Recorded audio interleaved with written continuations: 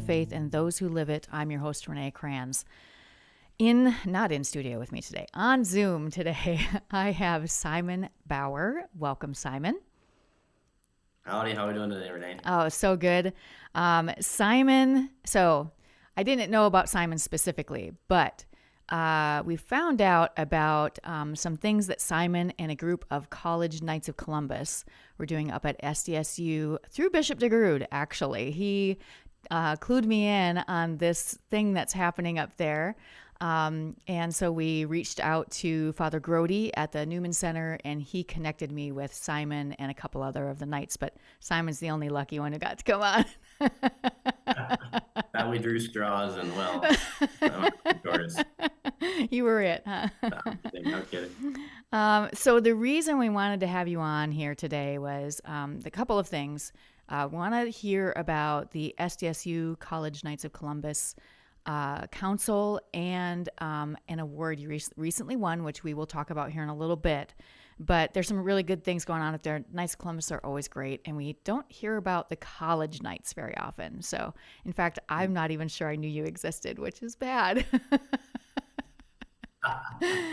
Okay, Uh, so let's just start, Simon, if you would. Just tell us a little bit about yourself, please. yeah, uh, I'm currently a senior at University, double major animal science, ag science. Grew up in Faulkton, South Dakota. Cradle Catholic, been Catholic my whole life. Nights aren't super active in Faulkton, besides pancake breakfast and Tootsie Rolls. So kind of grew up seeing them around, but like didn't really know what they did and stuff. And then came to SDSU and I got invited into the Knights my freshman year by I believe it was Josh Rounds, and so I joined because I was like, yeah, why not? And kind of, started becoming part of more stuff. Really enjoyed it, and kind of took on some leadership roles in it. And it's been a blessing in my life, and it's definitely helped me a lot. There were several of the nights were in my wedding and stuff like Oh, that, and a lot of them were there. So yeah, it was. I guess another thing about I just got married here, so I guess yeah, that's pretty cool too. But that yeah, is. Yeah, congratulations. thank you. Okay, so why did you kind of tell us a little bit how and why did you decide to get involved with the Knights? Because, I mean, in college, this isn't a super common thing there aren't probably that many Knights of Columbus wandering around the campus of SDSU. So how and why did you decide to do Yeah. that? So I got involved. Oh, I'm sorry, you broke out there for a second. Can you Uh, say it again? yep, just want to know how and why you got involved with the Knights. Oh yeah, absolutely. So kind of like I mentioned, didn't have a ton of exposure, and like I knew they existed. And then my freshman year, a guy very intentionally invited me into the Knights. He's like, "Hey, do you want to become a Knight?"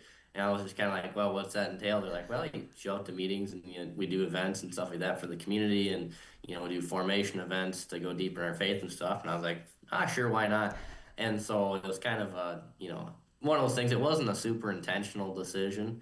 But it was just kind of a gosh, we have it, may as well. Good way to be a part of the Newman Center community and Mm-hmm. stuff. And it's kind of funny though, when you mentioned that it's not super common at colleges though, because I ran into a friend, and it was actually the night that I was in the night, so I was all dressed up, suit and tie and stuff. And he's like, "Oh, what are you dressed up for?" And I was like, "Well, I'm joining the Knights." He was like, "You're joining the Knights? I figured I'd do that when I'm 40, you know?"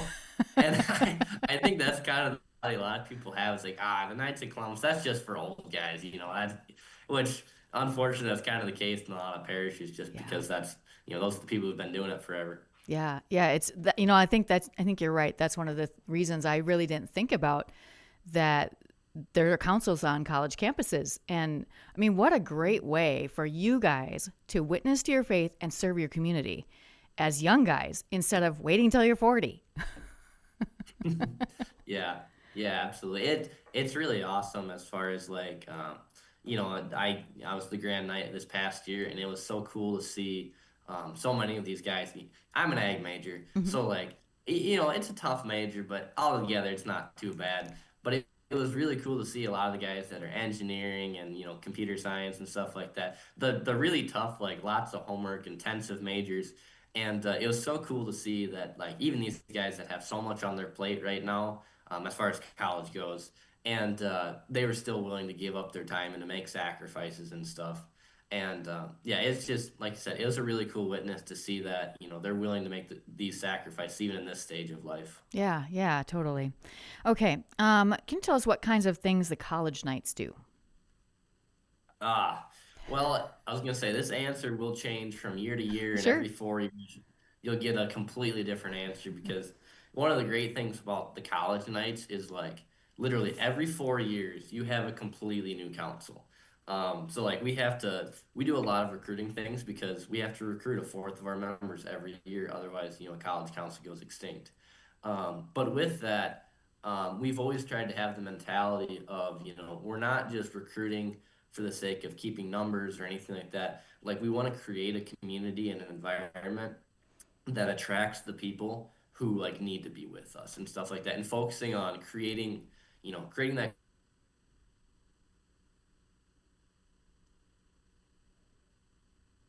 culture like naturally lives. Then when we do so much like future nights by our witness every day and by the events that we do and stuff, they've seen us and they know we do that our fruit is good, and so that they want to join us. So like some of those things, we do the typical, we do pancake breakfasts, we give out tootsie rolls and stuff like that. We do the traditional night stuff, but we also do some different things. Like one of my favorite events is we do every first Friday of the month. We have at the Newman Center, we have First Friday Mass at 7 a.m. in the morning. And Thursday night, we have Newman Night Mass at 8 or 9 o'clock, depending on the time of year.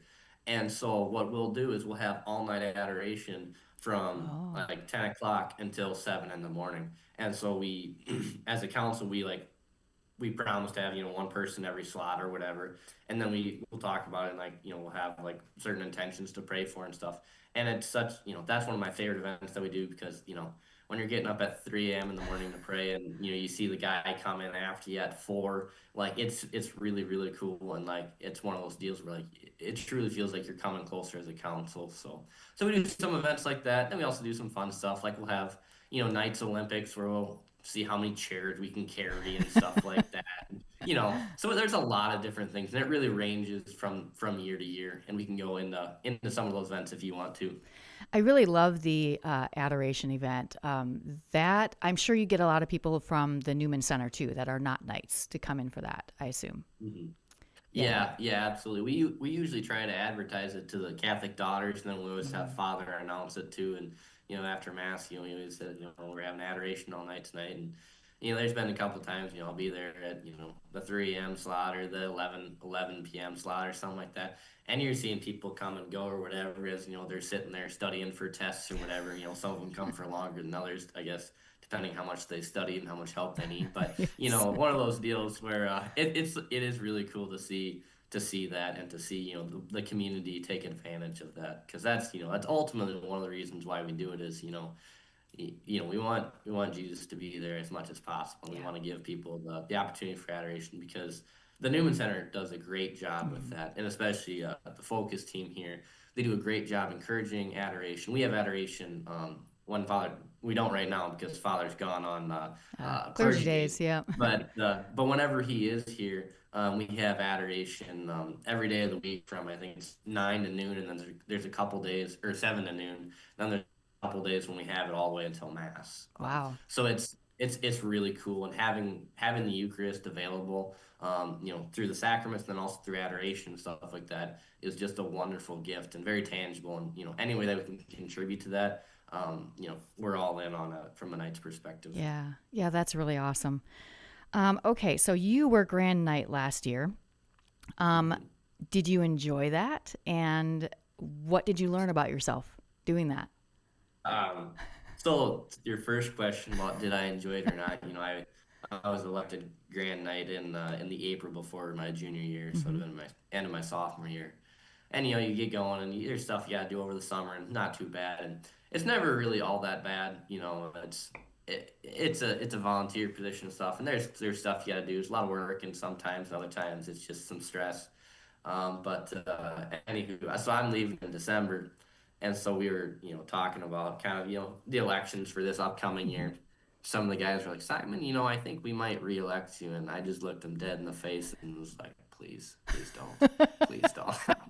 And It's one of those, and I kid, because it truly was a wonderful experience. It challenged me in a lot of ways, and you get to see the council grow in a lot of ways. You get to know the council a lot better too, because you get to see all the different, all the different aspects of it, from the financials to the new members to the way that we run events. Just you get to know the council very intimately, and it was a lot of work and very stressful at times because you kind of have this weight on you as far as you're determining the trajectory and the philosophy and like the kind of the mission of this council, which on a college campus is very important because these are men that like a lot of them are finally taking their faith seriously for the first time. Yeah.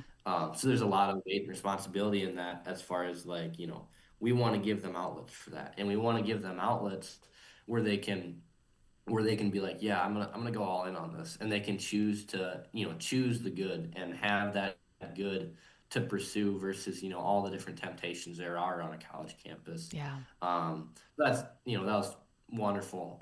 As far as things that I learned about myself, one of the biggest things, and it's a lesson that I'm continually taught day after day, is just the importance of having good people to rely on, from the South Dakota Knights of Columbus, like the overall organization, from the National Knights of Columbus organization. There's so many great resources and so many great people that you can fall back on, and they really help you do your job a lot.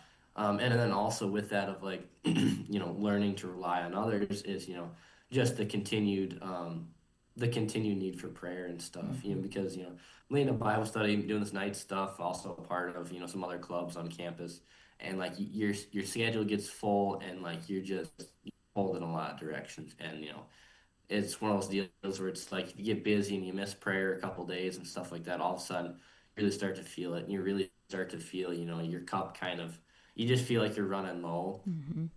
The biggest things that I learned this past year and years before too, is just the importance of daily prayer and the importance of relying on the graces that we receive through prayer and the sacraments. And it's one of those things like you understand as a Catholic, but like until you actually start going through some of those things. And I'm very, very, very grateful that I've been given opportunities like this to learn these lessons when I'm young, and like overall like the decisions that I'm making and stuff are very small compared to adult decisions and stuff like that, as far as when you get out in the real world and stuff. So Yeah. it's been a great blessing to learn those decisions, learn those lessons. Yeah. You're setting yourself up for success here as you go. So that's good. Okay. So the college Knights up there have been very involved in pro life activities. Of course, it's October, Respect Life Month. So that was part of the reason why this was really good timing to have you on right now. You guys even won a Faith in Action Award just a few weeks ago. Hmm. Why have you chosen that work as a council? Hmm. Yeah, absolutely. So I think there's a couple different reasons. The first one is, as men and as Catholic men, it's our duty and responsibility to stand up for those who can't stand up for themselves. And one of the biggest ones though is the unborn. And that's a fight that we're constantly in our culture right now, and especially last year with Amendment G. Um, and we're very blessed on the campus of SDSU, with we have the Jacks for Life Club, very active pro life club. My now wife was the president Mm-hmm. last year, Mm-hmm. so that's kind of the second reason why it was very very easy for us to get involved with that, because my wife was putting on all those events, Yeah. and so it was one of those deals where like she'd be telling me about the events that they're doing, and it's like well, why aren't my guys there? Because as Catholics, it's our responsibility to be pro-life and to be standing up for those who can't. And so that's one of those deals where our biggest role is, because I always try to make sure we aren't competing with other good organizations. Like we try to make sure we aren't competing with Focus. We try to make sure Mm-hmm. we don't work with Jacks for Life. We want to work with them. So that was one of those things like, we always try to make sure we aren't trying to have like, the Knights pro-life stuff and then the Jacks for Life pro-life stuff. It's like, no, we're all in this together. Yeah. Um, that was one of those deals where it's like, they really ramped it up with Amendment G on the ballot last year. And so we're like, well, we need to be there. So we were always just trying to be there and support them in all their different activities, and, just kind of educate and empower, our members, their members, and everything like that. Yeah. What was it like to receive that award when you found out, and then you traveled to go receive it? If I understand, right? Yeah, yeah. So one of the things that's kind of interesting about the Knights of Columbus is, so they give the awards out every fall at the college national convention, and so last year was my first year going, and so I received an award that Josh Rounds had earned.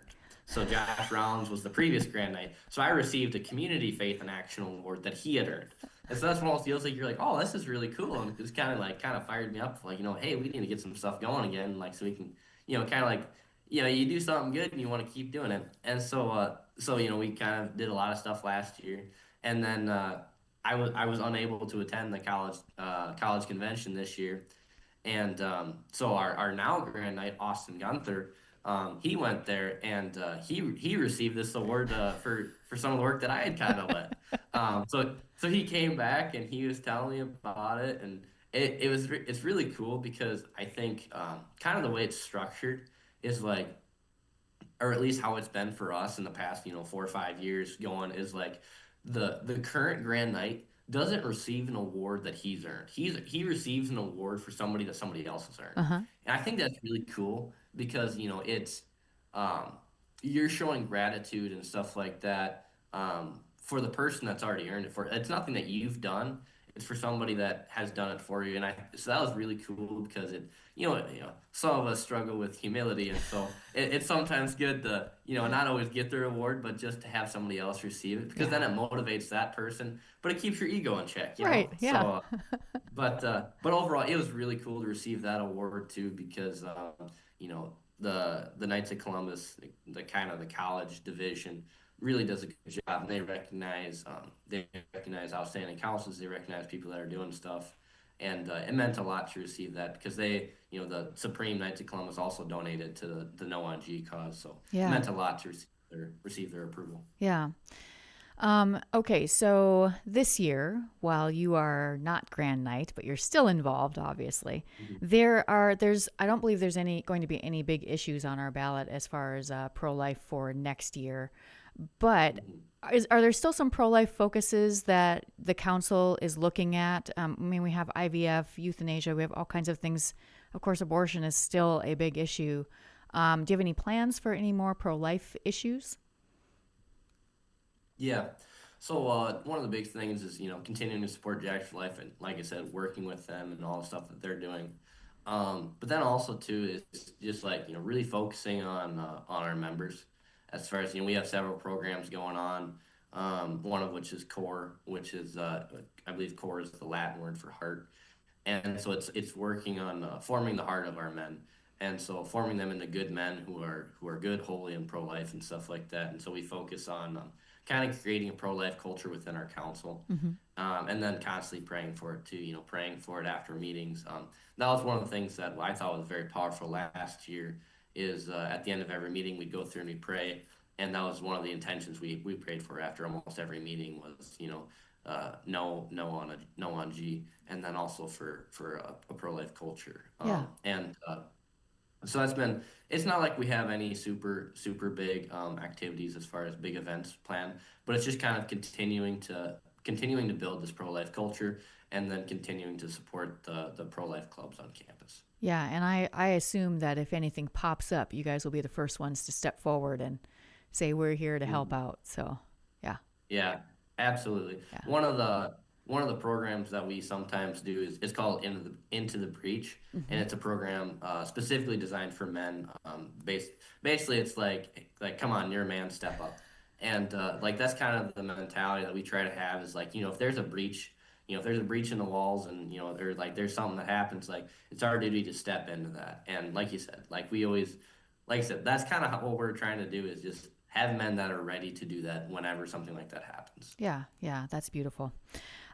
We have a minute or two left, Simon. How has being part of the Knights impacted your faith personally? Mhm. Yeah, absolutely. I think one of the things about being a part of the Knights that's really impacted my faith is, it's just taught me, little sacrifices as far as like, being a part of things, sacrificing your time, sacrificing, your stress, all these different things. so you can do good, and you can raise money for different good causes. You can help form young men and stuff. And it's been a way to live out my faith in small little ways of service to others. And that's been a very powerful witness, because when you get to walk with these brothers and stuff like that and be in that fraternity, it's really awesome. As men, one of the things that overall men are struggling with today is loneliness and stuff like that, because so many of them aren't in the church and Mm-hmm. aren't a part of a good brotherhood. And so trying to build that in the Knights of Columbus, really is a cool thing.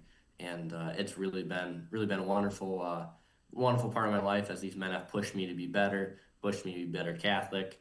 And like I said, it truly has helped me a lot and held me accountable in a lot of ways. Yeah, yeah, that's great.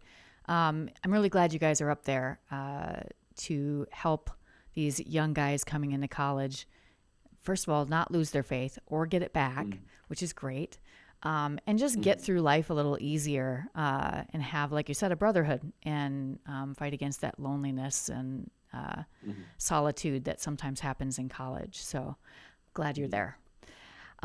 Simon, we are out of time. I really appreciate you Mhm. taking some time away from your classes and your studies, because I imagine you are busy. He's somewhere in the Newman Center there right now. Get back to the library, right? Oh yeah. Oh yeah. Absolutely. Well, Well, thank you again, for having me on. I really appreciate it. yeah, yeah, thanks a lot. All right. If you haven't found us on social media yet, you can always find us at SF Diocese on Facebook, Instagram, YouTube, and of course at our website at sfcatholic.org.